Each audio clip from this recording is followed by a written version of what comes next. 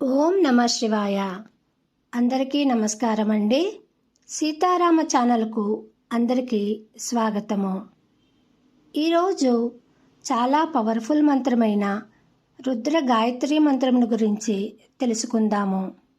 ఈ రుద్ర గాయత్రి మంత్రము రోజు 21 సార్లు మననము చేసినను వినినను నరదృష్టి నరఘోష పోయి ఆరోగ్యంగా ఉండడమే కాదు, అనుకున్న పనులు నెరవేరుతాయి మరియు అన్ని కష్టాలు తీరుతాయి.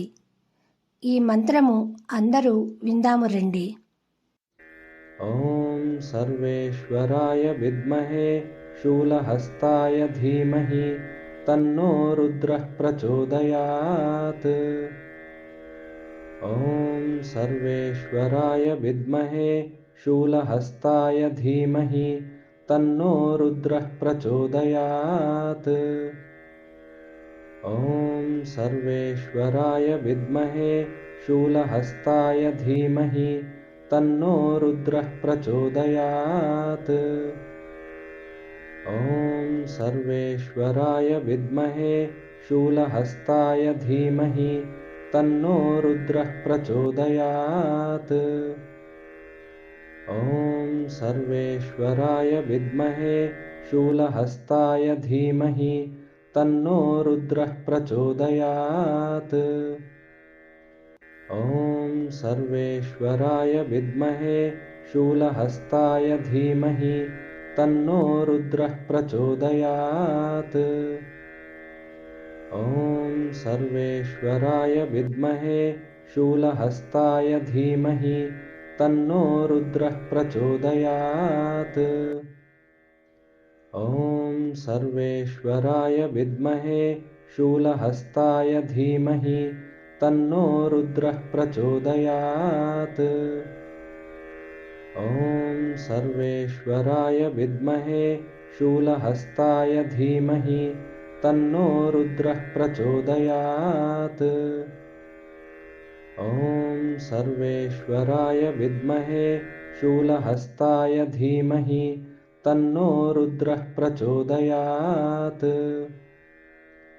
ఓం సర్వేశ్వరాయ విద్మహే శూలహస్తాయ ధీమహి తన్నో రుద్రః ప్రచోదయాత్. ఓం సర్వేశ్వరాయ విద్మహే శూలహస్తాయ ధీమహి తన్నో రుద్రః ప్రచోదయాత్. ఓం సర్వేశ్వరాయ విద్మహే శూలహస్తాయ ధీమహి తన్నో రుద్రః ప్రచోదయాత్.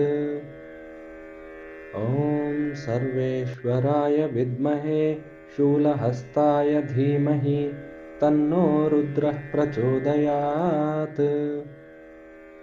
ఓం సర్వేశ్వరాయ విద్మహే శూలహస్తాయ ధీమహి తన్నో రుద్రః ప్రచోదయాత్. ఓం సర్వేశ్వరాయ విద్మహే శూలహస్తాయ ధీమహి తన్నో రుద్రః ప్రచోదయాత్. ఓం సర్వేశ్వరాయ విద్మహే శూలహస్తాయ ధీమహి తన్నో రుద్రః ప్రచోదయాత్. ఓం సర్వేశ్వరాయ విద్మహే శూలహస్తాయ ధీమహి తన్నో రుద్రః ప్రచోదయాత్. ఓం సర్వేశ్వరాయ విద్మహే శూలహస్తాయ ధీమహి తన్నో రుద్రః ప్రచోదయాత్. ఓం సర్వేశ్వరాయ విద్మహే శూలహస్తాయ ధీమహి తన్నో రుద్రః ప్రచోదయాత్. ఓం సర్వేశ్వరాయ విద్మహే శూలహస్తాయ ధీమహి తన్నో రుద్రః ప్రచోదయాత్.